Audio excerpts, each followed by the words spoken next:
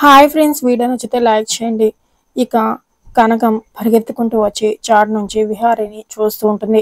విహారి కూడా చుట్టూ కనకం కోసం దిక్కులు చూస్తూ ఉండగా అంతలో సహస్ర, బావా నువ్వు నా కోసం వచ్చి మరి ఇంకెక్కడో ఆలోచిస్తున్నావు అని అడుగుతూ ఉంటుంది. అంతలో అంబిక కూడా, విహారి ఎవరినో వెతుకుతున్నట్టున్నాడు, నాకు తెలిసి ఎందుకో కంగారు పడుతున్నట్టున్నాడు అని అంటూ ఉంటుంది. దాంతో విహారి చాలా టెన్షన్ పడుతూ ఉంటాడు.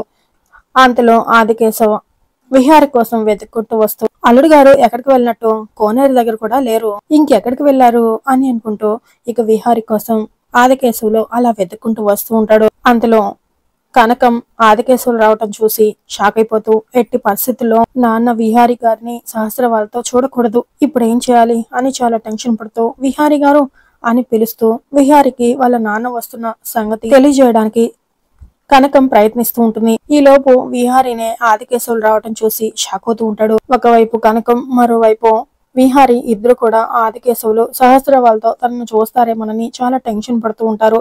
మరి నిజంగానే చూస్తారా లేదా అనేది నెక్స్ట్ ఎపిసోడ్ లో తెలుసుకుందాం ఫ్రెండ్స్.